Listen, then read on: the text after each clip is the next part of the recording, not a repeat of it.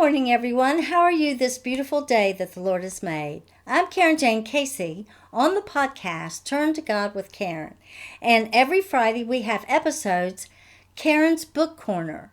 And this is where I normally share a little bit about books I've written, maybe give you a backstory, maybe read a passage from them, or give you a review of something someone else has written. It's all to whet your appetite and your interest in the books that I talk about. And you can find more information and purchase my books through my website, carinjaynecasey.com. And for the children's book, you'd have a /children's. You can always contact me through my contact page on my website. So what are we looking at today? I think you can probably guess because it's behind me. A Day with Farmer John. And it was just published early in December. Actually, it came out faster than I even realized that it would come out. And it was just great for the holidays. So what I want to do is I want to tell you a little bit about the background on this story. A Day with Farmer John by Carinjaynecasey. So you may not know, my husband was a farmer when he was growing up, and his name is John. So this is loosely describing his life as a farmer in his childhood. And he was in a large family, and the children enjoyed doing their chores. I found that interesting, that they worked together well, and they had scrumptious meals, and lots of animals. It was a different life than what I could imagine. So one day I interviewed him. Of course, he didn't know he was being interviewed. I was just, asking him casual questions, well, what did you do typically, when you worked on the farm? And he would tell me about getting up with a rooster crowing, and first thing he had to do is feed the steers. Let me show you pictures as we go. And then first thing he would do always would be to feed the steers, and then he could have a really nice breakfast. He always had huge meals, lots of choices with his breakfast. He didn't know how his mother managed to do all that. And then, of course, his sisters and his brother had separate chores to do as well, with the mom, dad, and their grandfather even. So, some of the things that Farmer John did was feed the animals, and feed and water the animals.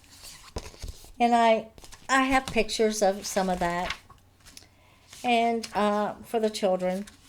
And then he talks about milking the cow.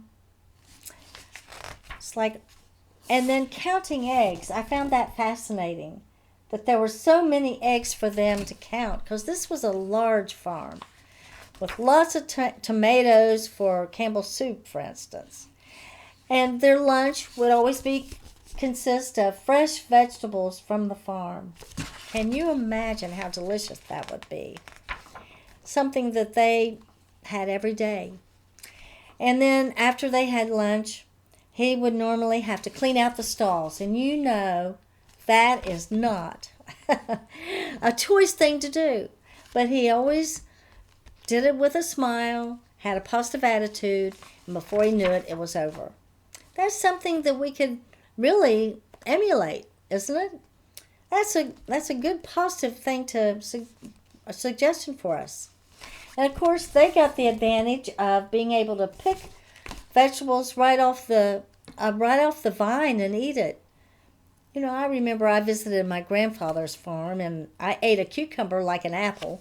I picked it and ate it. Well, they would eat tomatoes too, and peppers and whatever. They loved to work with the farm equipment. Well, especially the males did. And then, of course, they did pray together. A lot of togetherness, I see. And their meals, like I said, consisted of steaks from the farm, chickens from the farm. It makes my mouth water to think about all the advantages there were to it. And then after a good day's work, they enjoy some time together and go to bed. So I just felt like this was a good book to promote the togetherness, the positive attitude as we do the chores that we do need to do, and to kind of share what it's like to live on a farm. Anyway, I hope that you'll get that book. And also, I'm in a series now. I have just started a series of children's books. That was just the third of 3 books that I started with. And, I have several more for 2022. At least 6 that I'm sure of. All right, so here is Tabby and Friends Help. Oh, I might mention with each of my books, if you contact me through my website, then you can check with me about bundles that I offer personally. And that would be like the farm animals that go with Farmer John, and also a read-along for the children. And this one that I was showing you, Tabby and Friends Help, I also have the kittens that go with it, especially Tabby. But I do have a few of the other kittens as well. So you can contact me about that. So then the third book, and this is even for the younger groups, but 0 to 5, as Tabby is for 0 to 5. Of course, A Day with Farmer John is for 0 to through kindergarten. So Taffy is lost. Taffy is lost. And then I have various versions of little giraffe. And I have a read-along for the children for that. So you just need to contact me. Well, I hope I've whet your interest in checking out my children's stories. They're always positive, always courteous, always promoting adventure and happiness and imagination. And it's all good stuff. So you can go to carinjaynecasey.com/children's, read all about them. You can contact me on that website, or you can buy my books at Amazon.com. And thank you for joining me today. I'm Carinjaynecasey, author, speaker, podcaster, domestic violence victim advocate, and ambassador for Christ. Stay tuned for Turn to God with Carin every Monday, Wednesday, and Friday. On Monday, we have Faith and Hope Journey, where we talk about overcoming challenges that we face and share what the Lord has to say for us in that. And then we have on Wednesday, Sword of the Spirit, which is the Word of God, and we read actual passages from the Bible. And then, of course, Carin's Book Corner every Friday. Thank you, and God bless.